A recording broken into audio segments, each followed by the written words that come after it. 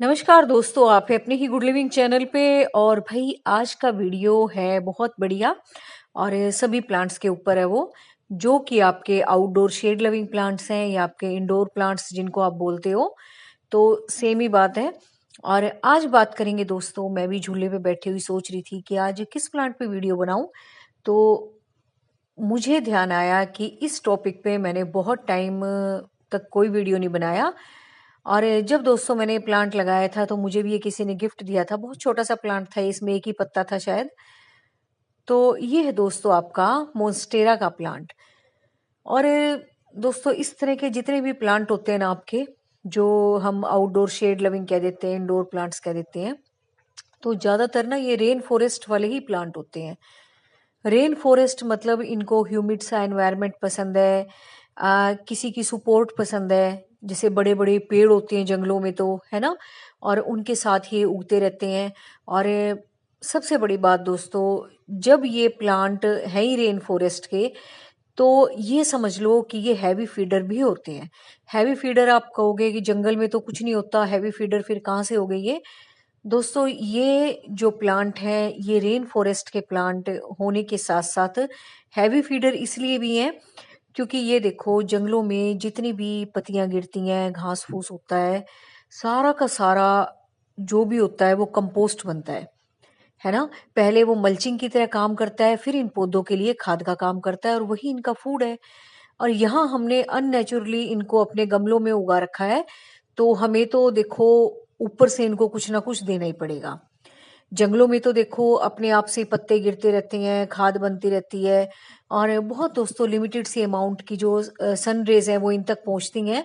क्योंकि बहुत बड़ी बड़ी कैनोपी बन जाती है जंगल में, तो बड़े बड़े मतलब ये पेड़ों की, तो जब छन के धूप आती है कई बार आ भी नहीं पाती है। तो इसीलिए ये शेड लविंग प्लांट्स हो जाते हैं और इंडोर प्लांट्स हो जाते हैं। और इनकी सुंदरता इतनी ज़्यादा होती है कि हम चाहते हैं कि हमारे घर में भी ये उगे, लेकिन उसके साथ साथ हमें इनका थोड़ा सा ध्यान भी रखना होता है और अपनी तरफ से इनको कुछ कुछ देते भी रहना होता है, क्योंकि दोस्तों ये है एवरग्रीन प्लांट। ना इनको सर्दियों के प्लांट बोला जा सकता है, ना गर्मियों के।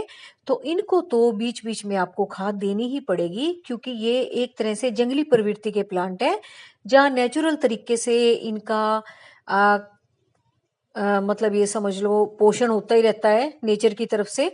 तो वो तरीका हमें घर पे भी अपनाना होगा, इनको मॉइस्ट से एरिया में रखना होगा, जहाँ मॉइस्चर वाला एरिया हो। और बिल्कुल स्प्रे करके पानी देना इनको बहुत पसंद है, क्योंकि रेन फॉरेस्ट में तो हमेशा हल्की फुल्की बरसात होती रहती है।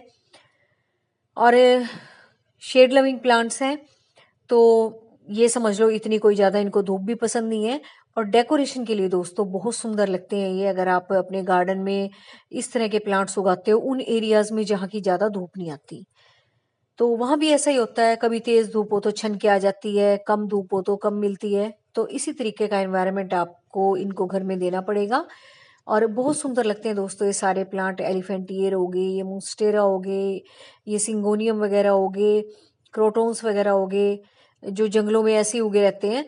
तो ये सारे एक ही तरीके से होते हैं, मतलब प्लांट का टाइटल एक ही पकड़ लेते हैं, लेकिन इस तासीर वाले सारे पौधों के साथ आपको यही काम करना होगा जो मैं आपको बता रही हूँ।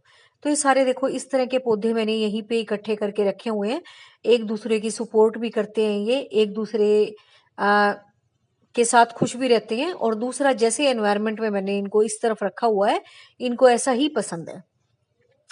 तो ये बहुत सुंदर प्लांट है, आपको जरूर लगाना चाहिए। और दोस्तों जो एवरग्रीन शेड लविंग प्लांट्स होते हैं ना, उनको तो आप कभी भी उगा सकते हो, चाहे आप इनको गर्मियों में ले आओ, बरसातों में ले आओ नर्सरी से, या फिर आप इनको इस मौसम में ले आओ। तो बस इनकी आपने यही देखभाल करनी है जो कि मैं आपको बता रही हूँ, कि शेड में रखना है, चाहे आप आउटडोर शेड में रखो या इंडोर शेड में रखो। इंडोर मतलब इस तरह की लाइट में रखो, लो लाइट भी आती हो विंडोज वगैरह के पास। तो अब ये आप पत्तियां सी पड़ी हुई देख रहे हैं, तो जैसा कि मैं बता रही हूँ कि मैं इनको जंगल वाला मतलब एटमोसफियर देने की कोशिश करती हूँ। जितनी भी यहाँ पत्तियां वगैरह गिरती हैं वो मैं इनमें डालती रहती हूँ, इसमें नहीं, सब में ही। कभी किसी में डाल दी उठा के, कभी किसी में। तो यही आपने करना है कि अगर आपके पास इस तरह से खाद भी नहीं है, तो भी आप इन पौधों को बचा सकते हो, वही माहौल देके जो कि जंगल में होता है।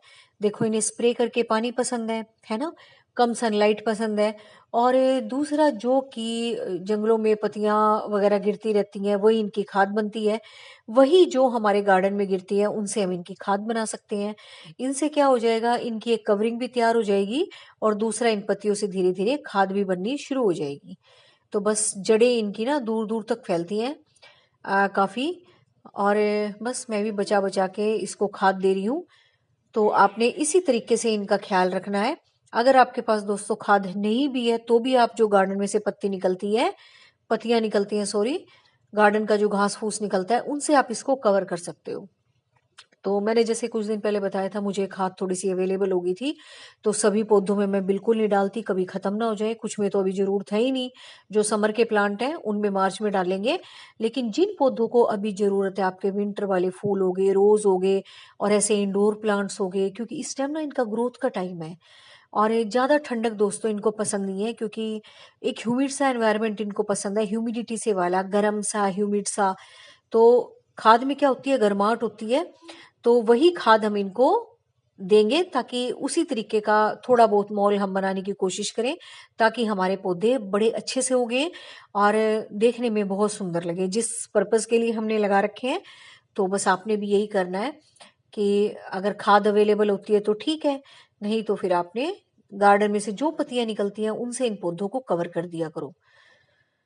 और बिल्कुल दोस्तों, जो आपके गार्डन में से पत्ती निकलती हैं, जो भी आपके फूल निकलते हैं, स्पेंट फ्लावर्स निकलते हैं, या कुछ भी आप कटिंग पटिंग करते रहते हो, तो उनको आप कभी मत फेंका करो। आपके लिए वेस्ट है वो, लेकिन पौधों के लिए इतनी तगड़ी खुराक है। उनके अंदर इतने मैक्रो और माइक्रो न्यूट्रिएंट्स होते हैं जिनसे कि पौधों की जड़ें भी मजबूत होती हैं, फैलती भी हैं। और जब ये चीज होगी तो ऊपर से आपका पौधा भी बहुत सुंदर दिखाई देगा। तो इसकी ना मिट्टी मैंने पहले ही निकाल रखी थी, और इतनी रख रखी थी कि मैं खाद दूं तो चल जाए। तो ये मैंने काफी दिन पहले ही काम कर दिया था, कि जब मैं अब इनको खाद दूंगी तो मुझे उस टाइम निकालनी नहीं पड़ेगी। और सबसे बड़ी बात, मुझे दोस्तों एक गमले में प्लांट भी लगाना था, उसके लिए मिट्टी चाहिए थी, तो फिर मैंने इन गमलों में से थोड़ी थोड़ी निकाल ली थी। और ये देखो इसी तरीके के प्लांट देखो यहाँ सारे लगे हुए हैं, मनी प्लांट्स हैं, ये मोस्टेरा लगा हुआ है, सिंगोनियम है।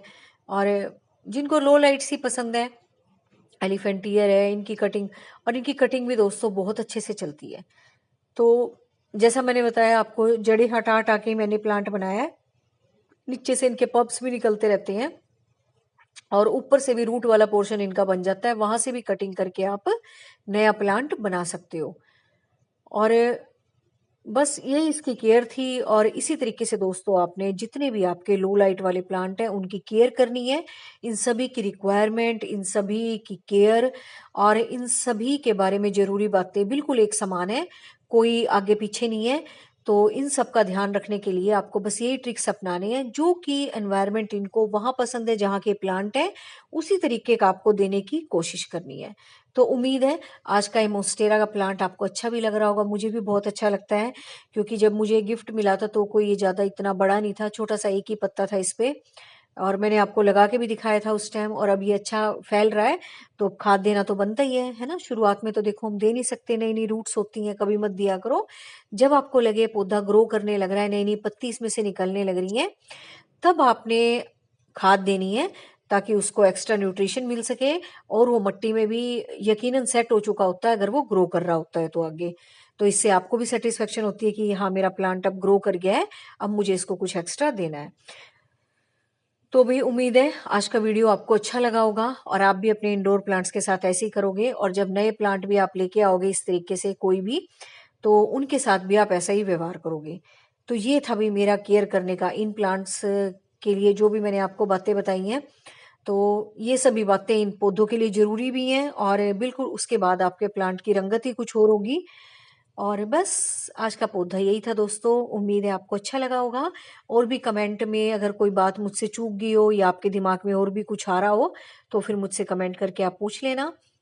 और ये देखो नई नई ग्रोथ में, जैसे आपको बता रही थी ना, नया नया ग्रो कर रहा है, नए नए पत्ते भी निकल रहे हैं। तो बस जी, वीडियो को करते हैं end. Thank you very much, take care of you.